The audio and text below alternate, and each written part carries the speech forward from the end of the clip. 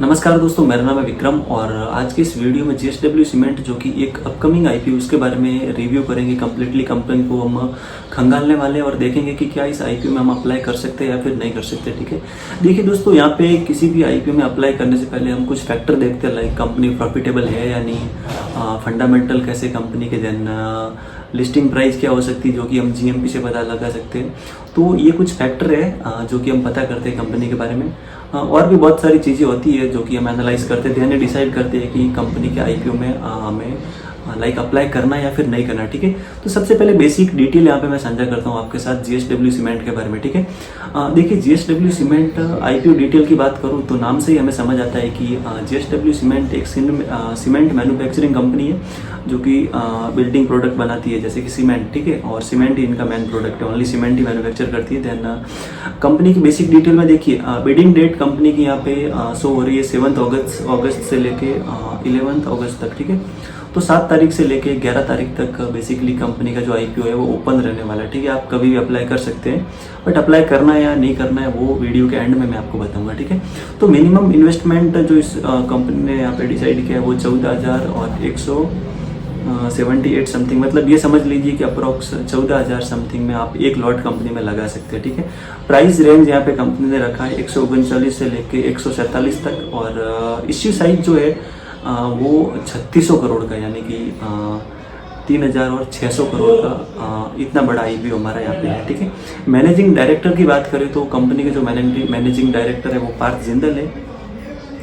और अब हम फाइनेंशियल की बात करते हैं। ठीक है, कि कंपनी का फाइनेंशियल कैसे है। ठीक है, फाइनेंशियल की दोस्तों यहाँ पे मैं बात करूँ आपके साथ तो कंपनी के फाइनेंशियल में हमें यहाँ पे कुछ इतना खास नज़र आता नहीं है। ठीक है, रेवेन्यू की बात करें तो 2023 में कंपनी का 5,800 करोड़ समथिंग का कुछ रेवेन्यू था, जो कि 2025 में भी ऑलमोस्ट सेम ही है, मतलब फ्लैट है रेवेन्यू में। यहाँ पे कोई इतनी बड़ी ग्रोथ हमें देखने को मिली नहीं है। ठीक है, देन एसेट्स की बात करें तो हाँ, एसेट्स में हमें ग्रोथ यहाँ पे देखने को मिली है। 2023 में 10,200 करोड़ के जो एसेट्स थे वो 2025 में बढ़ के यहाँ पे 12,000 करोड़ के हुए। ठीक है, और मेन जो फैक्टर है वो प्रॉफिट है। कंपनी प्रॉफिट में है कि नहीं। ठीक है, तो क्या है कि प्रॉफिट एक लाइक हमारे लिए ऐसा है कि कंपनी अगर प्रॉफिट में है तो ही हम आईपीओ को अप्लाई कर सकते हैं, उसमें कंसिडर करेंगे। अदरवाइज हमें एक बार सोचना पड़ेगा, अगर लाइक कंपनी अगर लॉस में तो हमें सोचना पड़ेगा कि अप्लाई करना है या फिर नहीं। ठीक है, तो जेएसडब्ल्यू सीमेंट दोस्तों इसका जो आईपीओ है, ये कंपनी देखिए 2023 में यहाँ पे 104 करोड़ का प्रॉफिट था,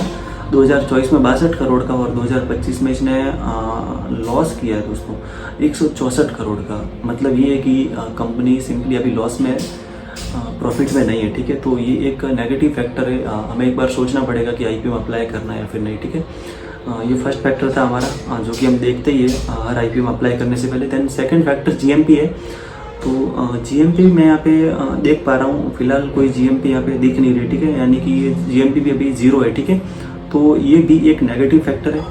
देन और फंडामेंटल देखें तो वो भी ठीक ठाक है, इतना कोई दम यहाँ पे हमें देखने को मिलता नहीं है। ठीक है, तो ओवरऑल इस कंपनी के बारे में कम्प्लीटली यहाँ पे डिटेल देखने के बाद हमें यहाँ पे ये समझ आता है कि कंपनी का जो आईपीओ है वो हमें अप्लाई करना है या नहीं करना है, वो हम डिसाइड करेंगे 11 अगस्त को, यानी कि 11 तारीख को, जो कि क्लोजिंग डेट है। ठीक है, क्या है कि उसी दिन हम देख पाएंगे कि लाइक क्यूआईबी का क्या सब्सक्रिप्शन आता है, देन कुछ जीएमपी में अगर मूवमेंट आती है तो देखेंगे, और 11 अगस्त को हम डिसीजन लेंगे कि इस आईपीओ में अप्लाई करना है या फिर नहीं करना। ठीक है, तो 11 तारीख को मैं आपको अपडेट कर दूंगा, लेकिन अभी मोटा मोटा इतना कह सकता हूँ कि मुझे ऐसा लग रहा है कि इस आईपीओ को अवॉइड ही करना चाहिए। ठीक है, मिलेंगे नेक्स्ट वीडियो में और इस आईपीओ के बारे में आपको 11 तारीख को अपडेट कर दूंगा। Thank you.